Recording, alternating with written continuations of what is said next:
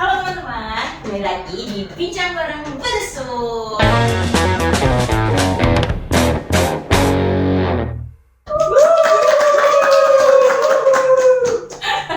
Nah, di episode kali ini kita akan membahas sebuah persoalan dengan judul viral demi gift, lantas sejauh mana batas kesusilaan di live TikTok. Nah, di episode kali ini selain membahas tentang pelanggaran di live TikTok, kita juga akan membahas mengenai konten-konten yang melanggar kesusilaan atau undang-undang ITE. Kalau kita bicara soal aturan, terutama tentang undang-undang ITE, itu pasti tidak terlepas dari pasal 27 ayat 1 yang melarang penyebaran konten yang melanggar kesusilaan di media sosial atau media elektronik karena akan mendapatkan ancaman pidana hingga 6 tahun penjara dan bahkan ada denda maksimal 1 miliar nih. Namun, nyatanya pasal ini juga sering diperdebatkan karena dianggap sebagai pasal karet karena maksimal kesusilaan setiap orang itu ternyata beda-beda nih.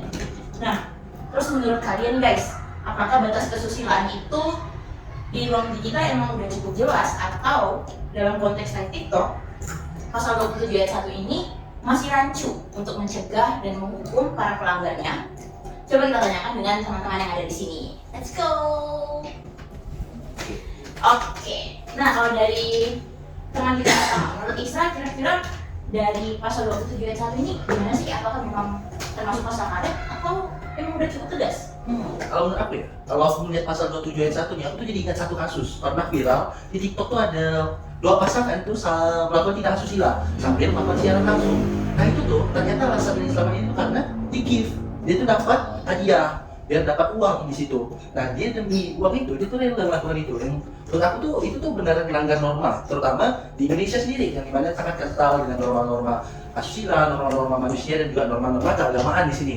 Nah, kalau dibilang pasal 27 ayat 1 itu pasal karet, menurut aku sih enggak ya, karena pemerintah itu juga udah tetapkan bahwa ya seperti Wawan tadi bilang itu ada hukuman yang pasti dan juga ada denda yang pasti ya kan.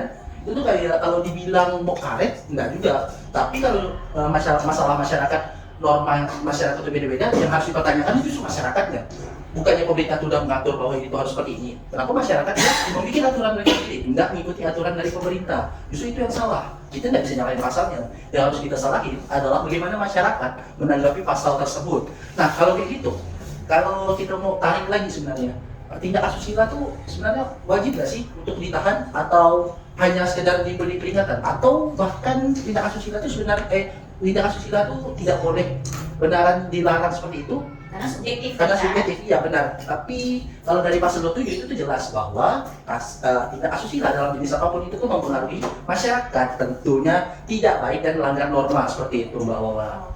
Jadi emang tidak baik kalau menurut Isra. Iya. Kalau menurut Leo sendiri, ini kira-kira gimana kalau dikaitkan dengan kasus yang tadi Isra sempat bilang yang di Sambas itu ya?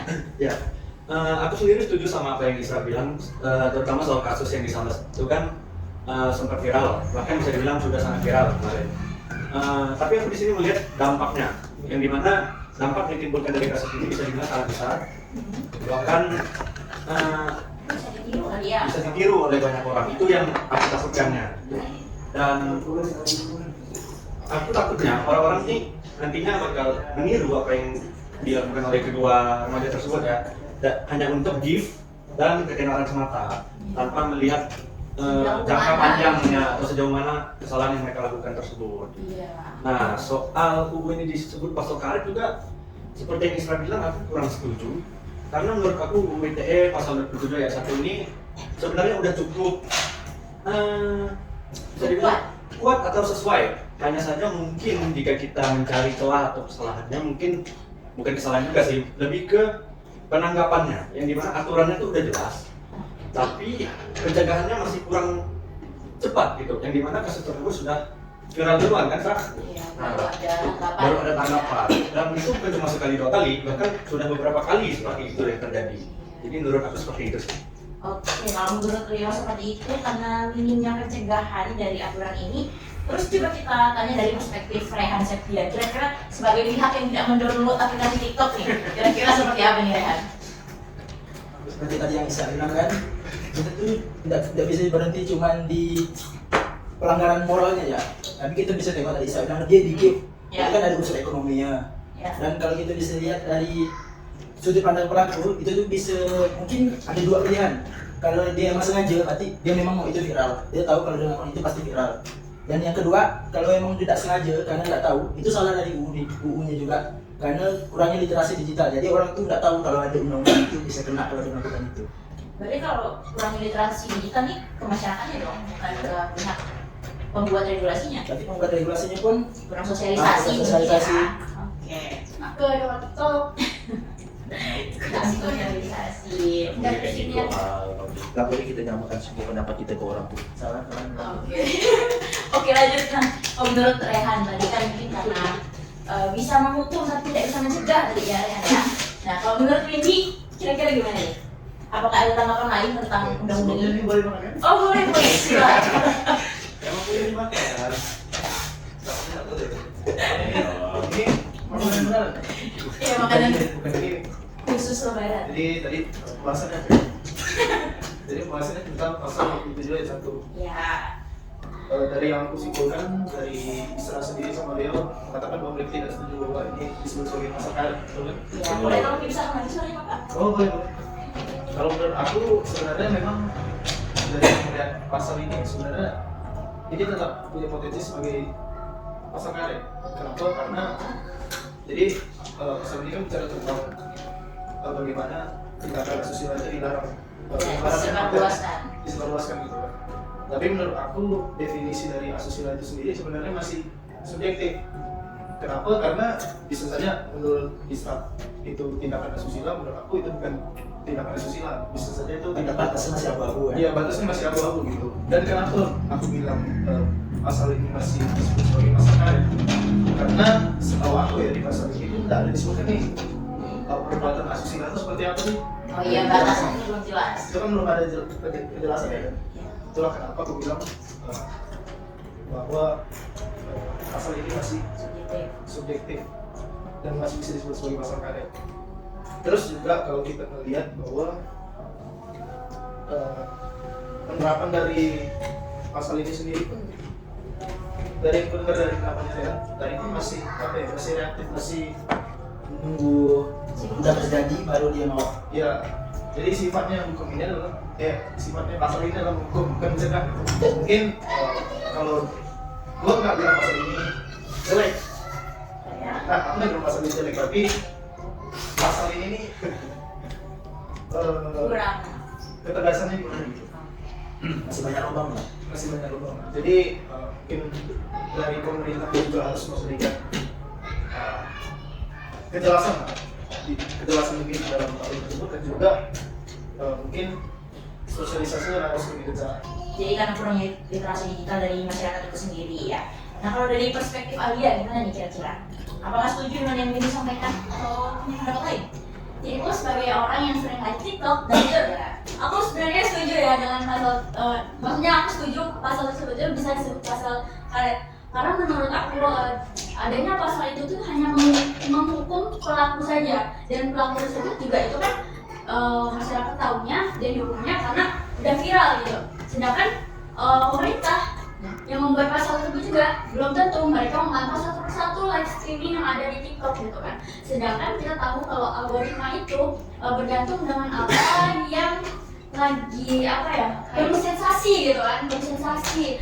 Jadi orang-orang tuh semakin banyak viewsnya, semakin banyak gifnya, apalagi live streaming, di terus semakin berani buat melakukan hal-hal ekstrim gitu kan. Jadi lebih baik pemerintah harusnya membatasi aplikasi tersebut dari segi aturan live streamingnya mungkin ya. Karena aku tahu itu live streaming di TikTok itu sangat bebas, apalagi ada bisa kontrol penonton. Dalam kontrol penonton itu banyak sekali yang bisa lakukan, mau sambil ngerokok, minum, segala macam, mabuk-mabukan itu masih bisa. Jadi itu harus dibatasi lebih kayaknya ya, karena kita nggak tahu sebenarnya penontonnya itu walaupun misalnya udah kontrol penonton bisa aja yang nonton masih di bawah umur. Iya. Karena kan aturannya bisa dimanipulasi kan. Ya, aku setuju banget dengan beberapa pendapat dari teman-teman ini. Nah, mungkin untuk memperjelas nih, memperjelas sejauh mana kira-kira regulasi ini menurut kalian sangat tegas atau sangat berperan dalam live TikTok yang kali ini lagi gencar banget diminati sama masyarakat. Jadi aku boleh tahu nih pendapat dari masing-masing di sini. Kira-kira kalau dari skor 1 sampai 10 itu berapa kalian menilai regulasi ini sekuat apa dari skor 1 sampai 10? Mungkin bisa dimulai dari Isa. Kalau menurut aku sendiri ya, dari jangka 1 sampai 10 aku nggak bisa mengatakan bahwa pasal ini sempurna. Tapi menurut aku kalau dikatakan pasal ini kurang kuat, pasal ini sangat kuat. Yang salah di sini bukan juga pasalnya, tapi kita juga benar tidak bisa menyalahkan masyarakatnya karena emang kurangnya tadi. Tapi kalau kita sekedar berkaca apa dasar dari aturan itu dibuat, tentu kita harus paham bahwa aturan dibuat adalah untuk mencegah sebanyak-banyaknya upaya pemerintah dari berbagai daerah Indonesia ini tentu tidak bisa memantau satu pelaku itu jelas. Jadi menurut aku dari segala skor yang ada di sini, aku mungkin beri nilai 9 dari 10. Wow, sangat tinggi ya. Berarti sangat setuju kalau regulasi ini cukup kuat. Nah, gimana kalau kita nextnya ke Windy? Kira-kira Windy kasih skor berapa nih dari 1 sampai 10? Kalau aku mungkin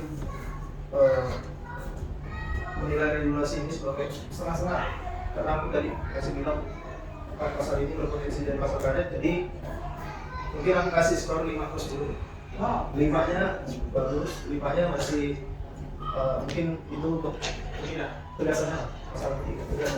Jadi masih dipertimbangkan, masih banyak pertimbangan. Oke. Kalau menurut Indonesia pertimbangan gimana kalau menurut Leo? Oke, kalau menurut aku di sini seperti yang udah aku sampaikan di pendapatku awal tadi, pasalnya tuh udah jelas aturannya dan regulasinya juga sebenarnya udah sesuai. Tapi sebenarnya gimana ya, mengenai masyarakatnya susah juga, karena masyarakat Indonesia kalian tahu lah, susah juga kalau dikasih tahu ya. Setuju Ya, saya berarti. Cuman kalau pengalaman pemerintah juga nggak bisa. Tapi di sini aku karena aturannya udah jelas dan karena aturannya jelas, tapi masih ada beberapa hal yang mungkin bisa diperbaiki lagi ke depannya. Aku beri nilai 8 dari 10 karena aturannya jelas tapi pencegahan tepat waktunya tuh belum ada gitu. Jadi masih nunggu viral dulu. Mungkin ke depannya hal tersebut bisa lebih baik lagi. Oke, benar. Setuju juga tuh. Emang harus viral dulu rata-rata kasusnya, baru lanjutannya. Nah, kalau menurut Alia sendiri gimana nih dari skor 1 sampai 10? Awal sebut aja aku skor 4 per 10. Kenapa? Karena Aku sebenarnya suka pemerintah loh. Nah gitu, tapi kan aku menilainya pasal tersebut itu masih gantung, masih nggak jelas gimana. Walaupun sebenarnya memberikan efek jerah kepada pelaku saja yang terhukum, tapi kan itu tidak memberi efek ke pengguna live streaming lainnya gitu. Jadi mereka tuh hanya jerah saat ditindak saja gitu. Lalu juga pasal tersebut tidak langsung menyentuh akar permasalahannya, yaitu algoritma dan sistem yang ada di live streaming TikTok. Begitu teman-teman. Bukannya saya membenci pemerintah, tidak ya teman-teman. Jadi emang belum bisa mencari akar masalahnya berarti Iya. undang-undang ITE tersebut. Nah, yang terakhir pendapat dari orang yang tidak punya TikTok. Kira-kira gimana nih ya? Skor 1 sampai 10. Memposisikan diri aku netral, Iya. pas KKM lah, 6,5 itu tadi itu lah. KKM bener kan? Tapi setuju dengan pendapat Isra tadi, kalau sebenarnya pasal ini cukup kuat untuk menghukum orang-orang yang itu. Tapi aku setuju juga dengan Alia, karena pasal ini cuma menghukum orang-orang yang melakukan itu, tapi bukan ke akarnya gitu, bukan ke masalah utamanya yang harus diselesaikan sebenarnya. Dan masalah utamanya.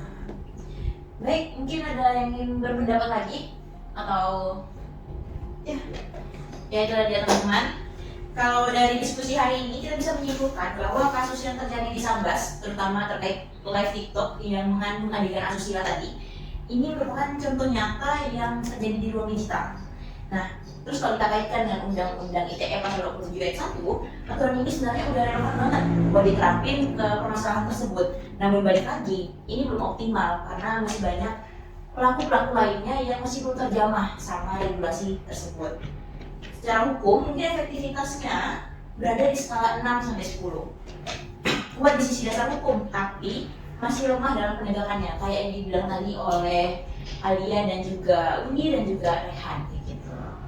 Nah, sebagai penutup, Undang-Undang ITE itu penting sebagai batasan, namun efektivitasnya masih bergantung pada penegakan hukum dan minimnya literasi digital dari para pengguna itu sendiri.